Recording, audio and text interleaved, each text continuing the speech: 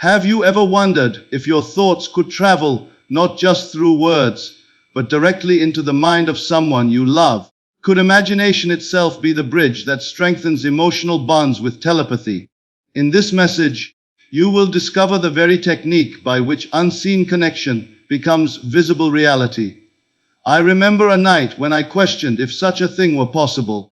Could the silent power of thought truly reach another, beyond distance, beyond circumstance? I sat quietly, closed my eyes, and assumed the feeling that a dear friend of mine, who had not spoken to me in weeks, was thinking of me with warmth, with love. I imagined the bond already restored, the connection alive again. The very next morning, a letter arrived, filled with the very emotions I had impressed upon my inner vision. That was the night I learned that what you hold in imagination is not confined to your mind alone. It travels, it communicates, it binds. The power of assumption is the secret that governs every unseen movement of life. It is the law that stands behind every manifestation, whether you call it chance, coincidence, or fate. When you assume something as true within yourself, even before the evidence appears, you impress it upon the hidden depths of mind, and the hidden depths always reproduce what is impressed upon them. It may appear later as a letter, a meeting, a word spoken, or an unexpected event, but the cause was never outside of you. The cause was always the state you dared to occupy within. Consider for a moment that the world is nothing more than imagination pushed out. If the outer life reflects the inner assumption, then to change the reflection, one need not chase circumstances or people. One must only assume a new state of being. Assumption is not idle daydreaming, nor is it a mere wish.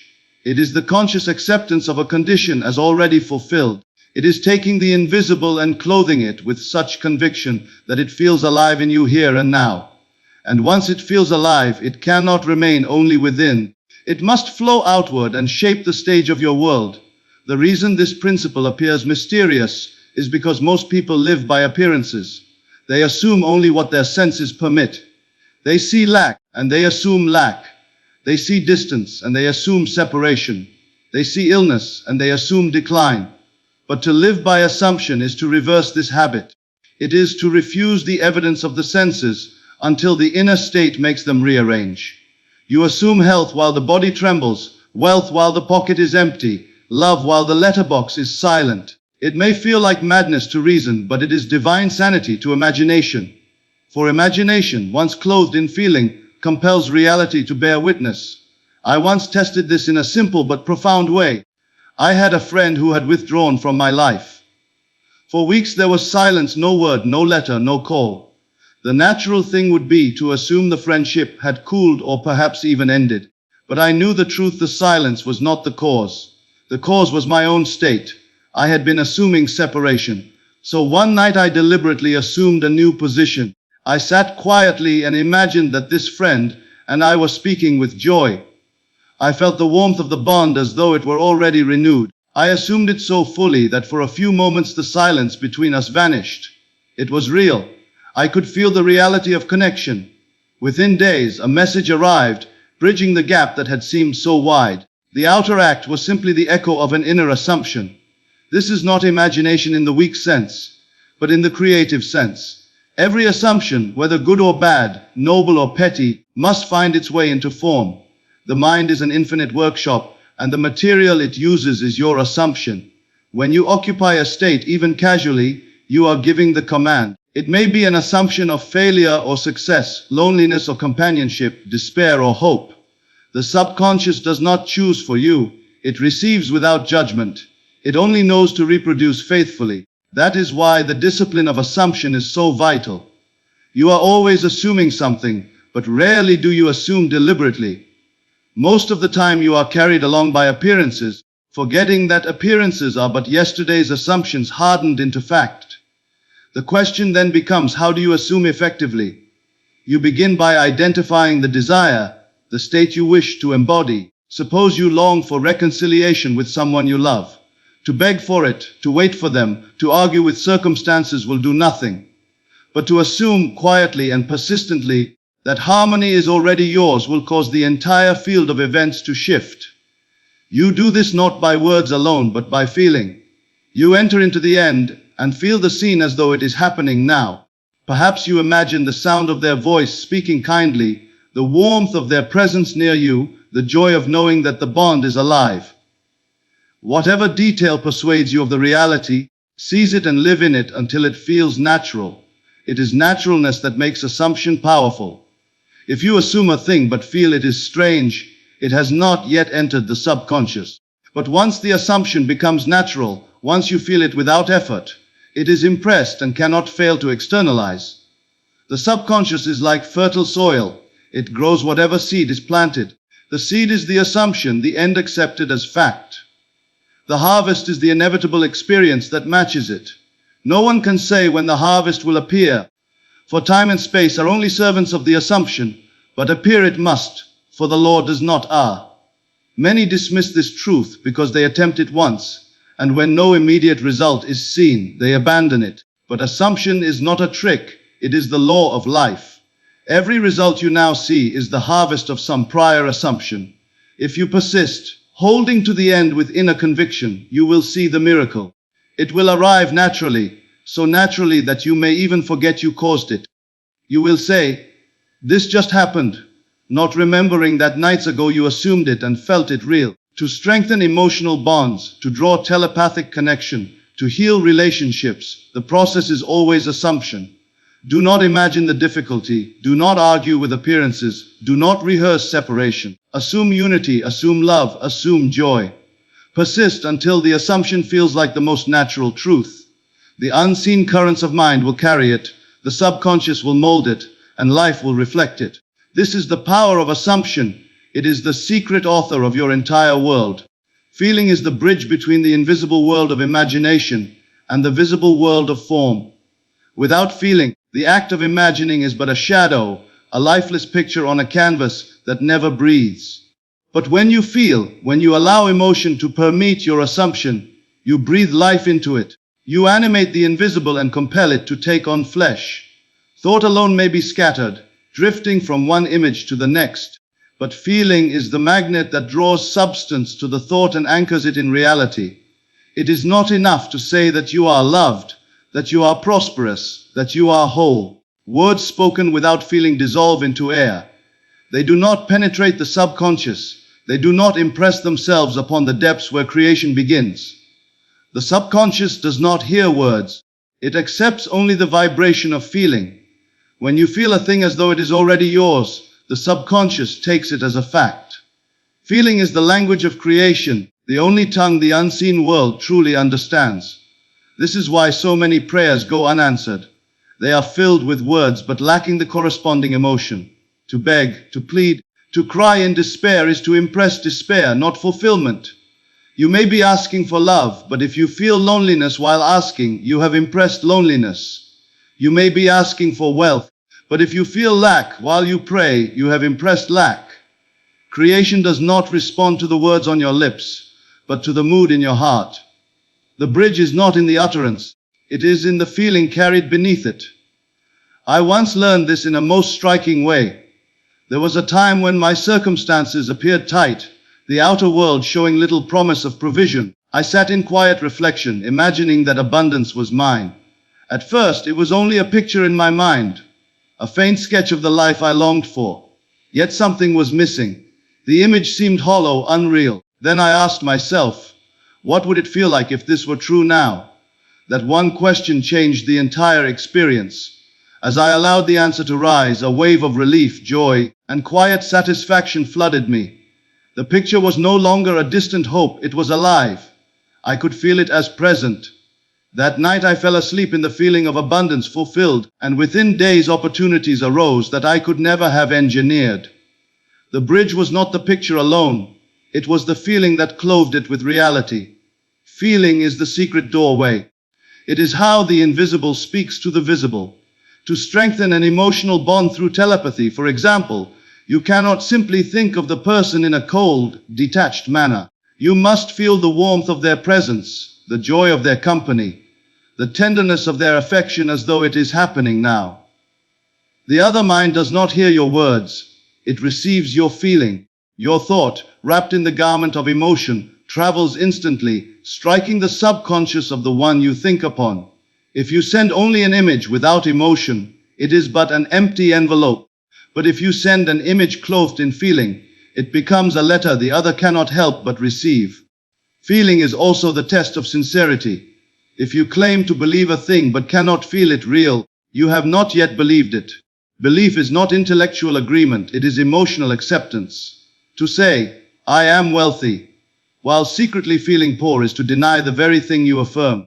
But when you can say, I am wealthy, and feel the relief, the freedom, the joy as though it were fact, you have bridged the gap between imagination and reality. You have impressed the subconscious, and the world will bend to reflect it. The greatest moments to practice this are the quiet ones, when the senses are subdued. The drowsy state before sleep is especially powerful, for then the conscious mind releases its grip, and the subconscious is most receptive. If in that moment you allow yourself to feel the reality of the wish fulfilled, even if only for a few seconds, the impression is made.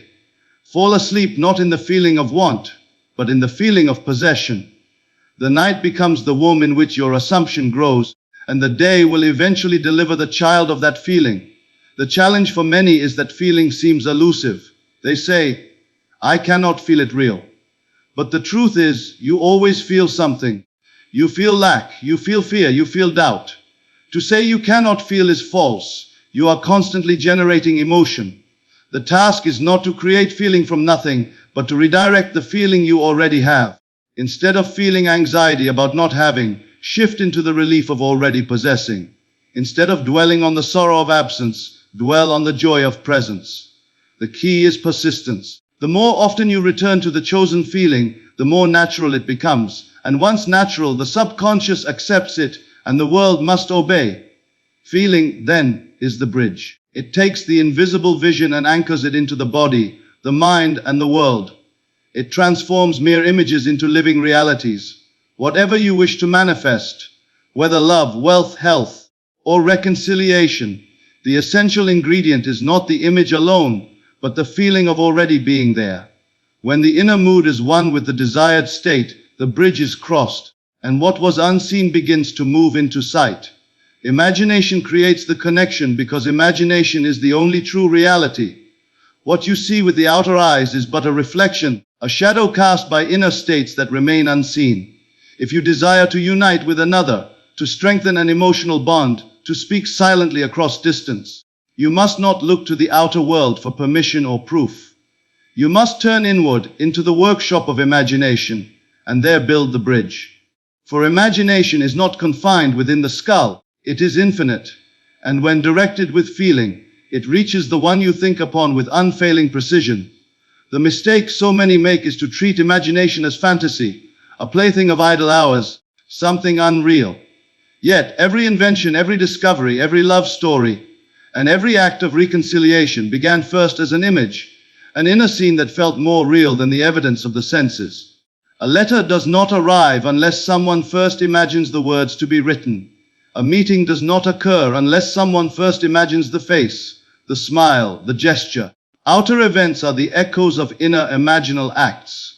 To connect with another across distance, therefore, you must imagine the connection as already established. There was a time when I put this to the test in a most personal way. A friend of mine was across the ocean, and circumstances made it impossible for us to speak by telephone. Days and weeks passed with no word, and naturally the mind was tempted to assume distance meant disinterest. Yet I knew that to indulge that assumption would only strengthen the sense of separation. One evening, as I sat alone, I closed my eyes and imagined that we were speaking face to face. I saw the smile, I heard the voice, I felt the joy of our conversation as though it were happening in that very moment. The scene was short, but it was vivid. I carried the feeling into sleep.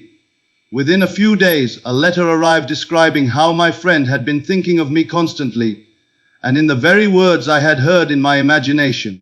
That was when I knew that imagination creates the connection. It does not wait for chance. It does not bow to distance. To imagine a scene is to create a reality. To feel it as natural is to plant it in the soil of the subconscious, where it must grow. The one with whom you seek connection will sense it, for at the level of the subconscious there is no separation. Every mind is linked. every soul connected, every thought a ripple in the universal field. When you imagine yourself embraced, spoken to, or reconciled with another, you are not daydreaming. You are impressing a blueprint upon the deeper self, which in turn communicates it to the other, often in ways the rational mind cannot trace. They may suddenly feel the urge to call, to write, to think kindly of you.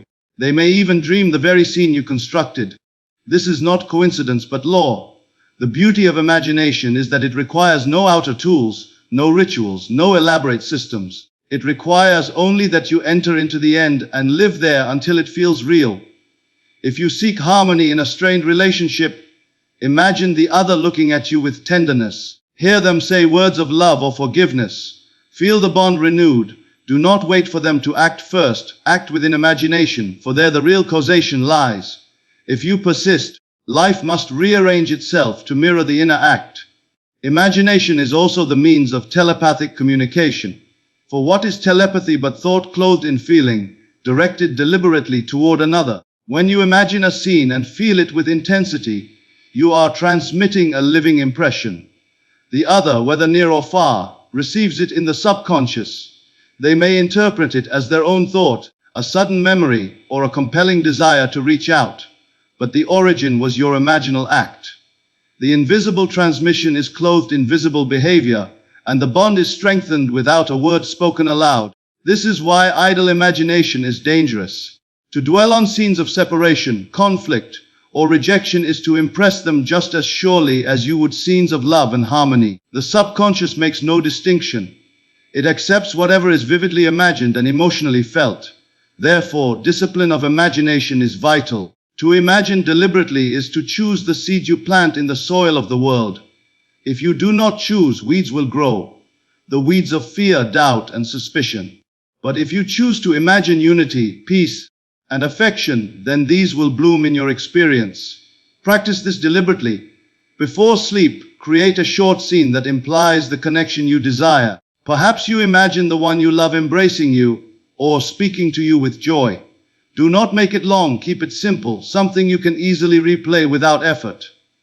Enter into the scene, see it through your inner eye, and most importantly, feel it as though it is happening now. Carry that feeling into sleep. By doing so, you have planted the seed in the most fertile ground, and you will find in the days ahead that life begins to shape itself to your imaginal act.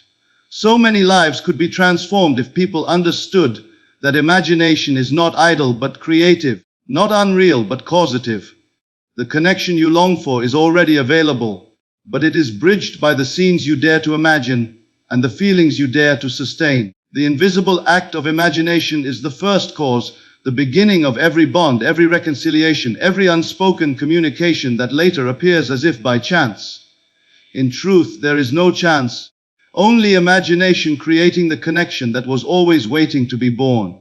The subconscious mind is the great field of connection, the silent realm where all thoughts meet and mingle. On the surface, each man appears separate, each woman isolated within the walls of their own mind, speaking only through words, gestures, or action. Yet beneath these outer divisions runs a single river, the subconscious, and into that river all impressions are poured. What you impress upon your own depths is never contained there alone. It flows outward, touching the depths of others, drawing them into harmony with the image you sustain. In this way, every bond is formed, every reconciliation is begun, and every telepathic communication is made possible. The subconscious does not speak in the language of reason. It does not calculate or debate. It accepts, it receives. It absorbs the feeling you clothe your thoughts in, and once absorbed, it sets about to reproduce it in the outer world.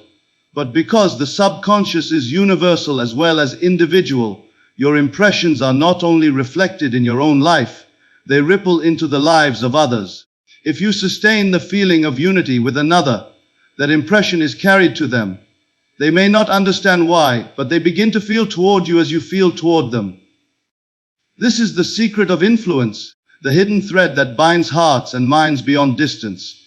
There was a time when I desired reconciliation with one who had turned away in misunderstanding. Outwardly, it seemed there was no avenue by which the bond could be restored. Pride stood in the way, silence stretched between us, and every attempt at reasoning would only have widened the gulf. Yet I knew that the subconscious is deeper than pride, wider than silence, and more persuasive than any argument. So I turned inward, quieted myself, and imagined that we were once again in harmony. I felt their forgiveness as though it were already given, and my own as though it were already received. I let the scene replay within until it carried the conviction of truth. Days later, without any effort of mine, a message came, softening the heart that had seemed closed. That message was not born of chance. It was the echo of the impression I had planted in the subconscious, which was also their subconscious. The connection is constant whether or not we acknowledge it. This is why careless thoughts are so dangerous, and deliberate thoughts so powerful. Every thought felt deeply is a seed cast into the soil of the universal subconscious. If the thought is of love, it produces love.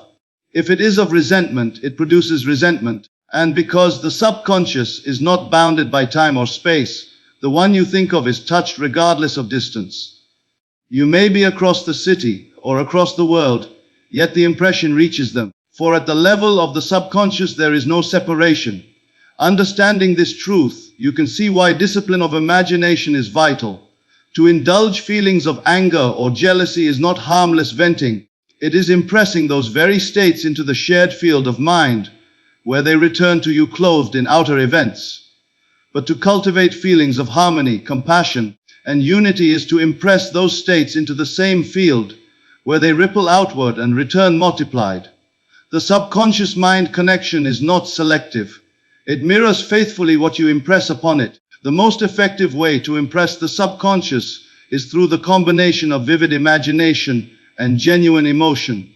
It is not enough to picture the one you love in silence. If you remain indifferent, you must feel the joy of their presence, the warmth of their affection, the peace of reconciliation, as though it is happening now. That feeling is the language of the subconscious, and once it is impressed, the connection is established. The other may sense it as a sudden thought, a stirring memory, or a gentle pull of affection. They may not know its origin, but they cannot resist its influence, for it has touched their depths. This connection also explains why persistent negative assumptions seem to come true. When you dwell upon betrayal, when you imagine neglect, when you assume abandonment, you are impressing those states into the subconscious. The other, though innocent on the surface, begins to feel and act in accordance with the vibration you have broadcast. It is not they who created it, but you through careless impression. The law is impersonal. It gives back what you send forth without judgment. Therefore, choose wisely what you impress. To practice deliberately, set aside a quiet moment each day. Close your eyes and think of the one you wish to reach. Imagine them as though they stand before you. Feel the bond between you strengthened, the love renewed, the unity restored. Do not imagine them as distant, cold, or unresponsive. Imagine them as warm, receptive, and affectionate. Feel it so vividly that it seems they are truly with you. In that moment, you have planted the seed in the subconscious, and the connection is made. The outer evidence may follow in days or weeks, but it must follow, for the impression has already been accepted. When you realize the subconscious mind is shared, you will also realize that no thought is ever truly private. Every deeply felt thought is a communication, a silent message transmitted through the unseen. This is the secret of telepathic communication, not as something rare or mystical, but as something natural and continuous. The connection exists already. Your task is only to choose what you impress upon it. By impressing harmony, love, and joy, you strengthen the bond with another until the outer world is compelled to reflect the unity you already live within. Spiritual telepathy is not a mystery reserved for the gifted few. It is the natural law of consciousness at work. Just as one does not marvel at the way sound waves carry words across a room, or how unseen frequencies deliver voices across the globe, so too should one not marvel when thought, clothed in feeling, reaches another without the use of visible means. What is called spiritual telepathy is simply the recognition that mind is not confined to the body, that imagination is not bounded by the skull, and that consciousness communicates with consciousness directly, without any need for outward medium. Every bond between human beings is built upon this silent transmission. When you walk into a room, long before a word is spoken, you feel the mood of another.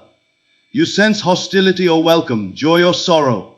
These impressions are not guessed, they are received. They arise from the fact that every state you hold within broadcasts itself to the world around you.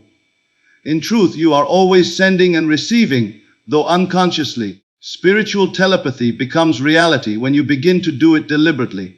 Imagine for a moment that you wish to communicate love to someone far away. With the outer senses, it seems impossible. No letter has been sent, no words have been spoken, no action taken. Yet within you have the greater means. By entering imagination and assuming their presence before you, by feeling the warmth of their affection as though it is now, you send forth a living message. That message does not wander uncertainly. It goes directly to the one of whom you think, for at the level of spirit all are one. They may not consciously know its source, but they cannot help but feel its influence. They may wake with a sudden thought of you, a stirring memory, an unexplainable desire to reach out. What you impressed upon yourself is impressed upon them, for there is but one mind, and within it all are joined. I once tested this when I sought to comfort a friend who had fallen into despair. Distance prevented me from visiting, and no letter could carry the immediacy of my desire. So I closed my eyes and imagined sitting beside them, speaking words of encouragement. More than words, I felt the quiet peace of their recovery, the relief of their burden lifted, the joy of their laughter returning. I held the feeling until it seemed as real as any memory. The very next day I received a message telling me that a strange calm had come over them during the night, and for the first time in weeks they felt hopeful. That calm was not strange, it was the direct result of spiritual telepathy, of imagination clothed in feeling traveling to the one I held in thought. This is why it is said that thought is the most powerful force in the world. Not thought in its idle wandering, but thought united with emotion and sustained as fact. Such thought moves invisibly, shaping outcomes, influencing others, arranging circumstances.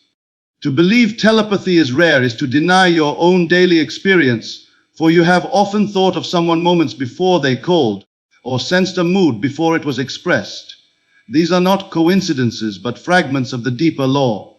The only difference between accident and mastery is deliberate use. Spiritual telepathy becomes a reality through persistence.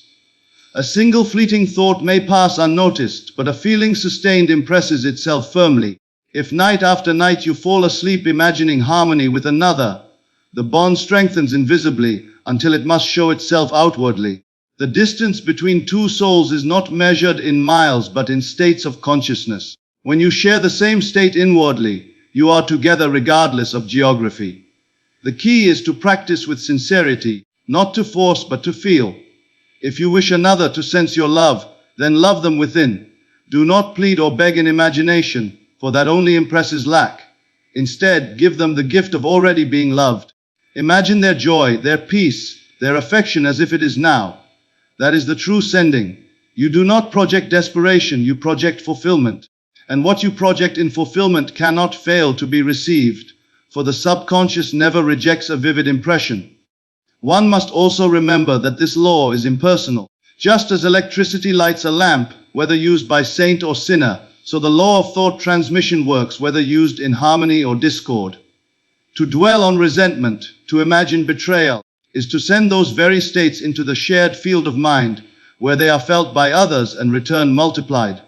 Thus discipline is essential.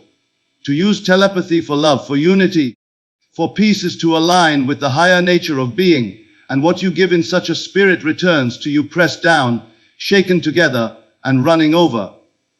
The silence of night is especially potent for this work. When the senses grow dull and the mind drifts between waking and sleep, the walls between conscious and subconscious are thin. In that sacred threshold, you may plant impressions that travel far and deep. To lie in bed imagining the one you love near you, to feel their presence, to hear their voice in inner speech, is to bridge the gap between worlds. That scene, if persisted in, will weave itself into their awareness, and the bond will grow until the outer world cannot help but mirror the inner unity. Thus what is called spiritual telepathy is nothing extraordinary, nothing foreign. It is the natural order of life. It is happening now, whether you acknowledge it or not. Every thought you feel deeply is a message sent. Every mood you sustain is an influence broadcast. To use it deliberately is to awaken to your own power, to accept that consciousness is not bound by body, and to live from the knowing that what you imagine with feeling becomes reality, not only for yourself, but also for those with whom you are joined in thought. Every thought carries within it a subtle energy, and that energy is never lost. It may seem invisible, intangible, and fleeting, but in truth each thought is a seed cast into the great field of consciousness. Like a seed, it contains within itself the power to reproduce after its own kind. When the seed is clothed with emotion, it quickens, it germinates, and it begins to attract to itself the conditions, the people, and the circumstances that reflect its nature. This is why one's relationships are nothing more than the mirror of the thoughts one sustains. What you think of another, what you secretly feel about them, is silently communicated and eventually becomes the pattern of your interaction with them. Consider how often you have walked into a room and felt an atmosphere before a word was spoken. If the unspoken mood was warm, you relaxed instantly. If it was tense, you felt discomfort. This is not guesswork, it is the energy of thought made perceptible. Each individual is continually radiating the inner world of their mind, and others cannot help but sense it, for we live in one shared field of consciousness. In this way, every relationship you have is shaped not so much by words or actions, but by the dominant thoughts you project toward the other, whether those thoughts are of love, suspicion, resentment, or trust. There was a time when I put this to the test in my own life. A man I often met in business dealings seemed cold and resistant toward me. Outwardly, I could have blamed his personality, but inwardly I realized I had been assuming he was distant and uninterested. I carried that assumption with me, and it clothed every meeting. So one evening I chose to change it. I sat quietly and imagined him greeting me with warmth and friendliness. I allowed myself to feel the relief and joy of being in easy harmony with him. I impressed that state upon myself until it felt real. At the next meeting, without any effort of mine, his behavior had changed. He was open, kind, and even eager to help. The outer relationship shifted because the energy of my thought toward him had shifted. This is the law. What you inwardly assume about another is silently transmitted, and they, though unaware, will act in harmony with your projection. If you constantly dwell upon the faults of your partner, your friend, or your colleague, you are feeding those faults with energy, and you will find them confirmed in outer behavior. But if you choose to dwell upon their virtues, to see them in imagination as kind, loving, and cooperative, you impress those states upon the shared subconscious, and they cannot help but rise to the surface. In this way, relationships are not accidents but creations. This is the essence of telepathic influence, though many fail to realize they are using it. When you think intently of someone with strong emotion, you are sending forth a vibration that touches them. It may appear to them as a sudden thought, a change of mood, or an impulse to act differently, but its origin is in the energy you generated. Every loving thought nourishes the bond. Every hostile thought weakens it. In time, the quality of your relationships is nothing more than the harvest of your habitual thoughts about others. The energy of thought is most effective when accompanied by feeling. To merely think kindly while inwardly resenting is to send mixed signals, and the result will be confusion. But to think and feel in unison creates a clear vibration, which the other readily receives. This is why imagining conversations with others, when done with sincere feeling, produces remarkable results. If you wish for reconciliation, imagine the other speaking words of forgiveness, and feel the joy of harmony restored. If you wish for affection, imagine their embrace and feel the warmth of love. In time, they will begin to act as though these inner scenes were true, because the subconscious makes no distinction between the imagined and the actual. Do not underestimate the cumulative effect of daily thoughts. A single loving thought may not change a relationship overnight, but sustained over time it builds an atmosphere, and that atmosphere shapes destiny. Just as the constant dripping of water wears away stone, the constant flow of thought molds the unseen substance of reality. If your relationships are strained, Look not to the faults of others, but to the energy you have been projecting. Change that energy, and the outer forms must follow. One of the most powerful practices is to bless silently those you encounter. When you see another, whether friend or stranger, imagine them happy, fulfilled, and radiant. Feel a quiet joy as though you have contributed to their well-being. That silent blessing is energy projected, and though they may never know its source, they will feel its touch. Relationships transform when one learns to send such currents of thought deliberately, for the subconscious carries them faithfully and reproduces them outwardly. Every quarrel, every reconciliation, every bond of love or separation begins in thought. Words and actions are but the outer garments. The real cause lies within, in the unseen energy that thought generates and sustains. To master this is to become the conscious author of one's relationships, no longer at the mercy of moods or appearances, but shaping them deliberately through the inner world. The truth is simple. Change your thought toward another, and you change the relationship. Think resentment, and you will meet resentment. Think forgiveness, and forgiveness will appear. Think love, and love will blossom. For thought is not idle, it is energy, and that energy shapes the substance of your world and the conduct of those within it. Night is the workshop of creation, the sacred interval when the conscious mind releases its grip and the subconscious becomes the open field for impression. All through the day, the senses shout their commands, the outer world presses upon you with its demands, and the reasoning faculty insists on limiting what is possible.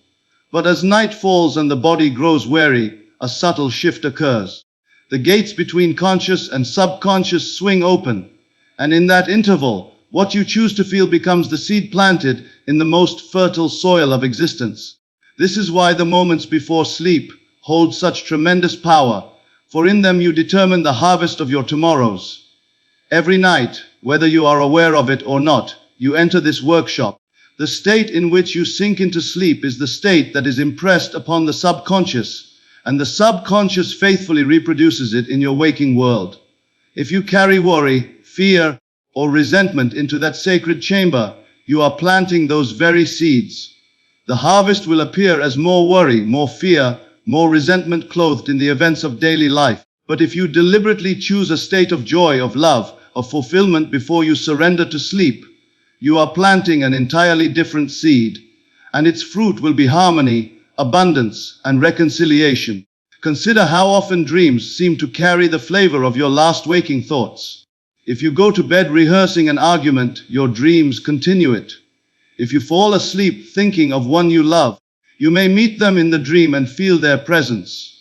These are not accidents, but the natural law at work. The subconscious magnifies whatever is impressed upon it, and night is its appointed time for reception.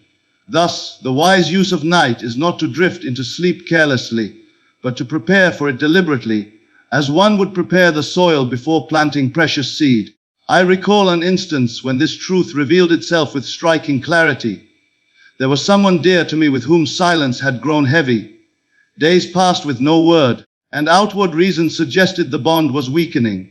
But instead of surrendering to fear, I chose to use the workshop of night. As I lay in bed, I imagined their face before me, smiling with warmth. I heard their voice speaking kindly, felt their hand in mine, and allowed the mood of unity to wash over me. I persisted in this feeling until it seemed more real than the silence of the day. Then I surrendered to sleep. Within 3 days, a letter came filled with the very words I had heard in imagination. The workshop of night had done its work. It is not length of time, but intensity of feeling that impresses the subconscious. A brief scene clearly imagined and deeply felt is far more effective than long hours of vague wishing. Choose one simple act that implies the fulfillment of your desire. A handshake, a kiss, a word of thanks, and replay it in the drowsy state until it feels natural. Let the body grow still, let the senses dull, and in that twilight between waking and sleep, accept the scene as reality. Fall asleep not in longing but in possession. What you take into sleep is received as fact, and the subconscious will weave circumstances to make it flesh. The workshop of night is also the meeting place of souls. Because the conscious mind is quiet, the barriers of reason are lowered, and impressions travel freely. If you wish to reach another telepathically, to strengthen a bond, to send love or forgiveness, the time to do so is in the quiet of night. Imagine them vividly, speak to them in silence, and feel their response as though it is now. This impression is carried straight into their subconscious, and they too will awaken with a change of heart, a shift in mood, or an impulse to act in accordance with what you have impressed. This is the true purpose of prayer, not to beg an external power, but to impress the inner depths. Prayer in words is often empty, but prayer in feeling before sleep is creation itself. When you rise in the morning, you may not immediately see the results, but the seed has been planted. Just as the farmer does not dig up the soil each day to see if the seed is growing, so must you trust the unseen process.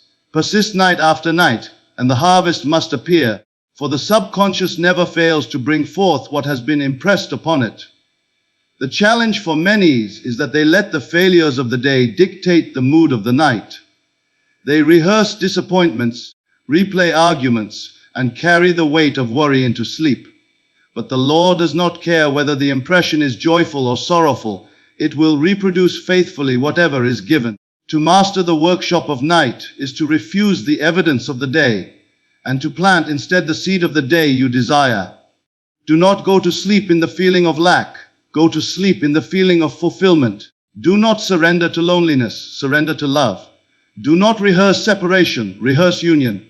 For as you sleep, the unseen gardener tends to the seeds, and in due season you will walk among their fruit. Thus the night, which so many treat as mere rest, is in truth the greatest work of all. The body sleeps, but the spirit creates. The senses rest, but imagination labors. Each evening, the workshop of night opens its doors, and each morning, life presents you with the results of the work you performed there, whether consciously or unconsciously. To use it wisely is to hold the key to transformation, for there is no distance in the subconscious, no separation in spirit. What you feel before sleep you become, and what you become, you inevitably meet in the waking world. The proof of this great law does not lie in theory, nor in words spoken, nor in books read. It lies only in application. One may argue endlessly about whether imagination creates reality, whether feeling is the secret, whether assumptions harden into fact, but argument proves nothing. Proof comes only through practice, through testing the law upon oneself. To test is to take the invisible and treat it as if it were already visible, to accept the wish fulfilled as fact, and to persist until the outer world bows in obedience. When one has tested it and received the result, doubt vanishes, and conviction takes its place. This is why it has been said so often, you must dare to assume, you must dare to imagine. The world will call it folly, your senses will mock you, reason will argue against you, but none of these matter. What matters is that you choose an inner act, and carry it through with feeling, as if it were true now. If you persist, the result will come, and when it comes you will know beyond all question that consciousness creates reality. The proof is not in hearing about another's experience, but in having your own. I recall a time when I longed for evidence myself. I had read the principles, I had heard them spoken, but something within me demanded to see for myself. At that time, I desired a particular sum of money. The outer circumstances gave me no reason to expect it. Reason laughed at the possibility. Yet I determined to put the law to the test.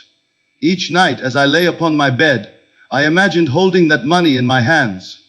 I felt the crispness of the notes, smelled the faint odor of paper, saw the numbers clearly, and most of all, I felt the relief and joy of already having it. I persisted, though nothing outward seemed to move. Days later, a most unexpected avenue opened, and the sum appeared, not through struggle, but in a way I could never have devised. That was the proof of application. It was not imagination as idle fancy, it was imagination as causation. You see, the proof does not always come in the way you expect. It may come suddenly, or it may unfold gradually. It may arrive through channels you know, or through strangers you have never met. But come it must, if only you persist in the assumption. For the subconscious does not reason, does not question, does not alter what is impressed upon it. It receives feeling as fact and brings it forth in its own appointed hour. Your task is not to dictate the means, but to hold fast to the end. When the end is felt as real, the means appear naturally. Many fail because they test half-heartedly. They imagine once or twice, then, seeing no instant result, they declare the law false. Yet consider the farmer. Does he sow a seed and demand fruit the next morning? No, he trusts the process. He knows that the soil works invisibly before the harvest is seen. So it is with this law. The subconscious is the soil, imagination is the seed. Plant it with feeling, and then rest in the assurance that it is growing even now. To doubt is to dig up the seed and prevent its growth. To persist is to leave it undisturbed until the time of harvest. The most convincing proof comes often in small things. Choose something seemingly insignificant, something you can easily imagine without strain. Perhaps a phone call from a friend, a gift of a book, the sight of a particular word. Imagine it clearly, feel it real, and let it go. When it appears, as it surely will, you will have your proof. Then, with confidence gained, move on to greater desires. Each success builds faith, until the principle becomes as certain to you as the rising of the sun. It is not enough to believe vaguely. Belief must be clothed in experience. When you prove it for yourself, even once, you will never again be the same. You will know that your consciousness is not a prisoner of circumstance, but the creator of it. You will walk with a new dignity, for you will know that life responds not to chance, but to your inner states. And when you know this, you can apply it not only for yourself, but for others, sending forth thoughts of healing, love, and harmony that transform their lives as well. The world is filled with those who talk of principles, but few who test them. To test requires courage, for it requires that you turn from appearances and live from the unseen. It demands that you suspend doubt and accept the reality of what you cannot yet see. But the reward is beyond measure, for once you have proven it, you possess a secret that none can take from you, the knowledge that imagination, sustained by feeling, becomes fact. This is the invitation to all. Do not merely listen, do not merely believe, but test. Take one desire, one scene, one end, and live in it inwardly until it feels real. Let sleep carry it deep into the subconscious, and wait with quiet confidence. When the outer world reflects the inner act, you will have your proof. And in that moment, you will understand that the law is not mere philosophy, but the eternal truth of life. So we have journeyed through the great secrets of assumption, the power of feeling, the bridge of imagination, the infinite connection of the subconscious, the reality of spiritual telepathy, the living energy of thought, the workshop of night, and the proof of application. And what have we discovered but this? That the world you behold is not separate from you, but an outpicturing of what you dare to accept within yourself. Every bond, every reconciliation, every act of love or estrangement has its beginning in the unseen. Nothing comes to you from without but what you have first sown within. The outer life may appear solid, immovable, determined by chance or the actions of others, but it is no more fixed than a shadow upon the wall. Change the light and the shadow changes. Change the inner state and the world must follow. To strengthen the ties of love, to call forth forgiveness, to bind yourself to another across distance, you need not struggle with outer means. You need only enter the inner workshop, clothe your desire in the feeling of fulfillment, and rest in the knowing that what is real within will one day stand before you. Do not let the senses deceive you. They are only servants of the state you occupy. If you persist in the higher state, if you dare to feel it real though the world denies it, the denial will fade and the state will stand revealed. For there is no power greater than consciousness, and consciousness is shaped by what you assume to be true. Let this be your practice, to live from the end, to feel now what you long to see tomorrow, to hold fast in the silence of night to the bonds you wish to strengthen, and to let every thought be a messenger of love rather than fear. Then you will know beyond all doubt that imagination is not idle, that thought is not wasted, that love is never lost. You will know that the unseen is the cause, and the seen its effect. And when you prove it for yourself, not once but many times, you will walk this earth as a creator, shaping life not by chance but by deliberate inner vision. The proof is always in the living. Take these truths and test them. Choose now to imagine the world as you would have it be, and clothe that image in the richness of feeling. Carry it into sleep as though it were already fact. Persist until the naturalness of the state convinces you. Then watch as life, obedient and faithful, brings it to pass. For the law never fails, and the unseen hand of imagination will never abandon the one who dares to trust it.